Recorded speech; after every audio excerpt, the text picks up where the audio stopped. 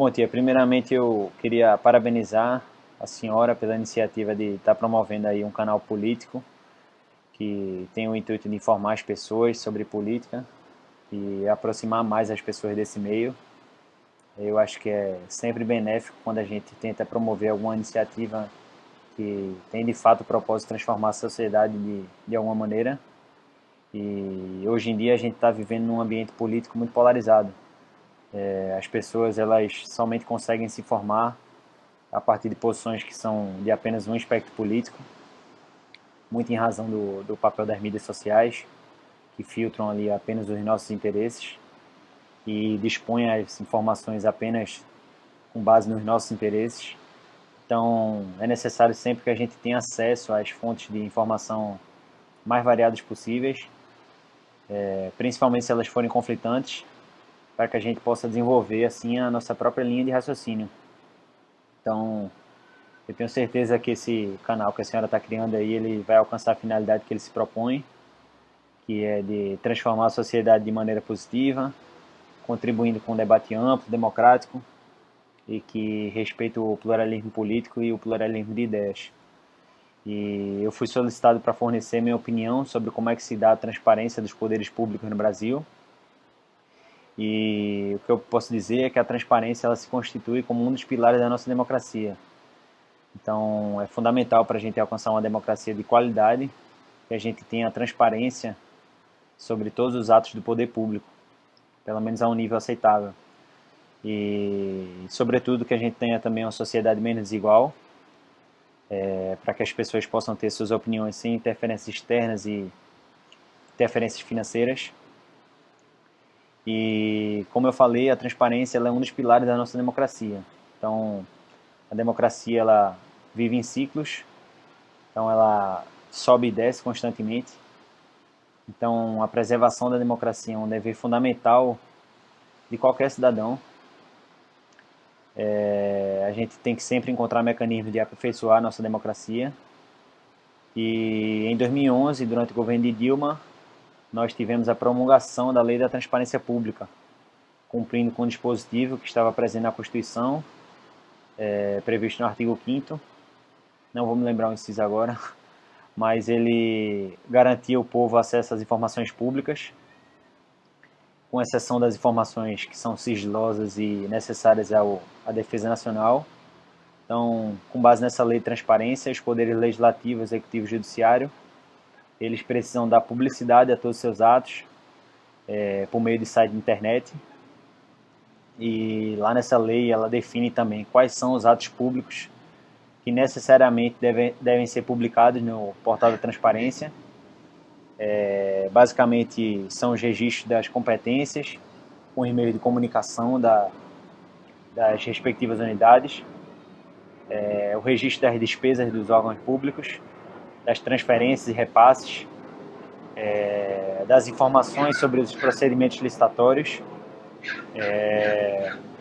dados de acompanhamento de programas governamentais e respostas às dúvidas mais frequentes da população. Então, o ideal é que, no mínimo, essas informações constem no site disponibilizado pelos poderes públicos. Porém, também essa lei de transparência pública, ela assegura que caso alguma informação não esteja disposta nesse site, é assegurado ao cidadão o direito de produção de requerimento para obter essas informações que não estão lá publicadas. Geralmente, essas informações elas constam no site do governo ou em sites específicos de portal da transparência. Aqui em Pernambuco, com relação às despesas públicas do poder público, a gente tem especificamente um site de portal de transparência, tem algumas prefeituras e alguns estados que listam essas informações no site do próprio governo, não é um link do portal da transparência em específico. E as regras da contabilidade da disposição dessas despesas que são listadas lá, elas ainda são muito ineficazes. Então, para um cidadão comum é muito difícil de se acompanhar o que é que de fato o governo está gastando. Então, essas despesas elas seguem regras contábeis do Decreto-Lei 10.540 de 2020, e ele define lá que a transparência pública deve ser seguida mediante a observância de determinadas regras contábeis, só que essas regras elas listam as despesas de maneira muito ampla ainda, e elas não fornecem ao cidadão a noção do que especificamente é pago pelo governo. Então, eu acho que para a gente construir uma sociedade realmente mais democrática, a gente precisa avançar nesse sentido de ter um mecanismo de transparência mais eficaz, talvez que seja listado pelos meios de comunicação mais utilizados hoje em dia, por meio de aplicativos, até por meio de website mesmo, mas que sejam listados de uma maneira mais simples, com uma visualização mais simples para o cidadão comum. E para falar um pouco da transparência do Poder Legislativo, o acompanhamento das pautas do Poder Legislativo ele pode ser acompanhado também pelos sites de cada âmbito, seja ele em nível municipal, da Câmara Municipal, da Assembleia Legislativa ou da Câmara dos Deputados, Senado Federal.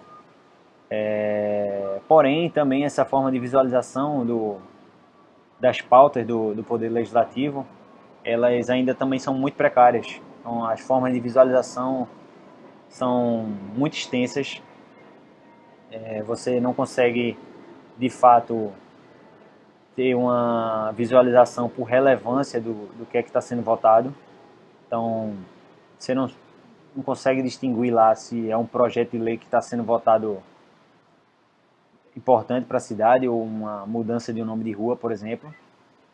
Então, eu acho que a gente, de fato, a gente precisa propor aos nossos representantes que eles definam regras de disposição de transparência que sejam mais compatíveis com a tecnologia atual que a gente dispõe e que sejam de mais fácil visualização.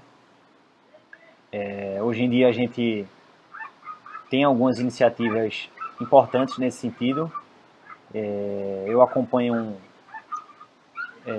o trabalho legislativo de um vereador em Belo Horizonte, que ele tem um aplicativo que ele informa a população tudo que está sendo votado dentro da Câmara, com atualizações diárias.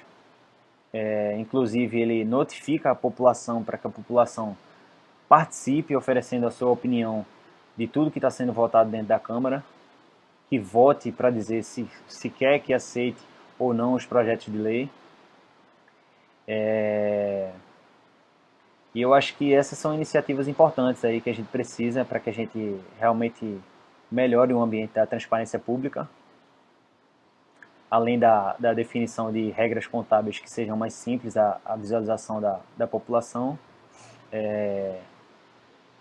A gente utilize todos os meios de comunicação que a gente tem disponível hoje em dia, que estão aí para facilitar o nosso acesso e as nossas fontes de informação, para que de fato a gente consiga construir uma sociedade mais democrática